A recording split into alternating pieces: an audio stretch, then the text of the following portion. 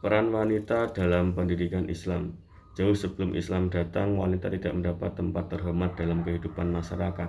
Pada masa kejayaan bangsa Yunani, wanita dipandang sebagai benda mati yang dapat diperjualbelikan di pasar. Sebagai mereka memandangnya sebagai penyebab persengketaan, peperangan, dan kehancuran, dan bahkan lebih dari itu, wanita dipandang sebagai lambang kekejian dan perbuatan syaitan.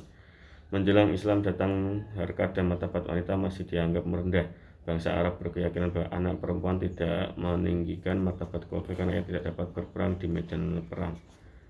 Karena itu apabila mereka mempunyai anak bayi perempuan, maka dia kuburnya hidup-hidup. Tapi dengan datangnya Islam di dunia ini membawa perubahan baru terhadap status dan peran wanita. Islam menyatakan bahwa wanita mempunyai status dan peran yang sama dengan pria. Begitu tinggi penghormatan Islam terhadap wanita sehingga di Al-Quran didapati surat An-Nisa, artinya surat perempuan. Surat ini mengatur segala sesuatu yang berhubungan dengan wanita, baik yang menyangkut urusan-urusan pribadi maupun yang berhubungan dengan rumah tangga, masyarakat, bangsa, dan negara. Bahkan di dalam hadis dijelaskan bahwa wanita adalah orang yang lebih mengutamakan dibandingkan dengan bapak dan anggota keluarga lainnya. Dari hadis tersebut di atas dapat disimpulkan bahwa dalam pergaulan yang harus didahulukan dan diutamakan adalah ibu dalam hal ini wanita dibandingkan dengan bapak dalam hal ini laki-laki. Dengan demikian, menurut pandangan Islam, wanita punya kedudukan dan martabat yang tinggi dibandingkan dengan laki-laki. Sayyid Amir Ali melukiskan kedudukan wanita dengan sangat tepat sebagai berikut. Rasulullah menandaskan bahwa satu ajaran Islam yang asasi adalah menghormati wanita dan para pengikutnya. Karena cinta dan menghormatnya kepada anaknya, Fatimah memberi nama putri surga. Sebagai kaum wanita, putri cahaya kita adalah perlambang segala yang ilahiyah pada wanita, segala yang suci dan benar serta kudus dalam jenisnya. Ideal konsepsi manusia yang mulia, dan ia diikuti keturunan panjang wanita yang menjunjung tinggi kewanitaannya dengan kebajikannya. Siapakah yang tidak pernah mendengar tentang Robiah yang suci dan beribu yang lain seperti dia?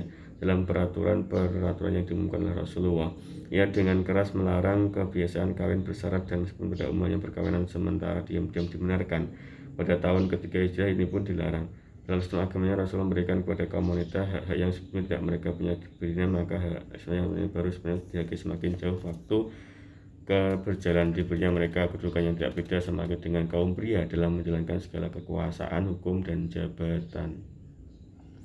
Di antara tokoh-tokoh wanita tersebut antara yaitu Aisyah, istri tercinta dari Nabi Muhammad SAW, wanita cantik yang dikelakkan Nabi Humairah. Ini seorang intelek tinggi, otor kaliber besar yang senantiasa menampingi suaminya Nabi dalam suka dan duka.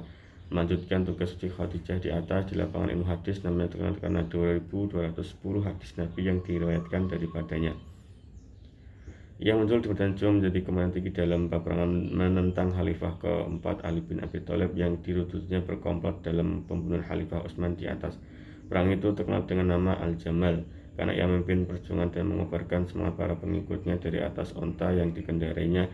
Meskipun pasukannya menderita kekalahan besar, namanya tetap dihubungkan dengan peristiwa perang yang bersejarah itu. Selanjutnya adalah Fatimah, anak putri Nabi dari istrinya Khadijah, wanita intelek Quraisy yang berlidah fasih bicara, orator ulung. Ia kawin dengan pemuda Ali bin Abi Thalib sewaktu umurnya meningkat 18 tahun. Dua saudara ini merupakan pasangan yang paling ideal menjadi contoh dalam berhidup dari tingkah laku dan akhlaknya.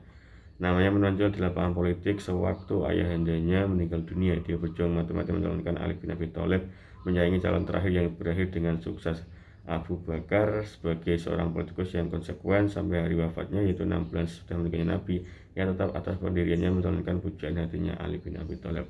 Selanjutnya adalah Asyifa, terkenal dengan Ummu Sulaiman binti Abdullah bin Abdi Samsin bin Adi Al-Quraisyah, seorang guru yang mengajar, menulis, dan membaca sejak dari zaman sebelum Islam. Ia telah mengajar istri Nabi Hafsah binti Umar.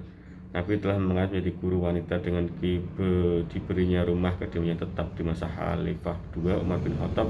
Ia diangkat menjadi penasihat dan ditugaskannya menguruskan soal pasar, tempat-tempat kaum banyak berbelanja. Namanya yang asli ialah Laila, yang dianggap guru wanita yang pertama di dalam Islam.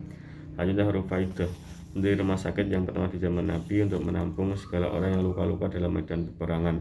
Ibnu Ishaq menceritakan bahwa Rufaidah bersama teman-teman wanita ikut ke medan perang mendirikan haimah-haimah untuk menampung segala orang yang luka dan mengobati mereka.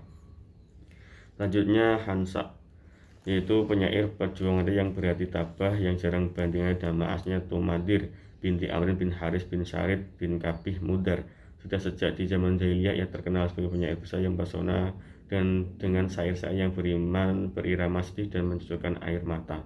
Selanjutnya Ghazaleh, pahlawan wanita yang gagah berani yang berjuang bahu-membahu dengan suaminya Sabi bin Yazid, berdua dengan ibu mertuanya Juhaizah. Ia tampil samping dalam suatu pemberontakan melawan Khalifah Abdul Malik bin Marwan bin Umayyah.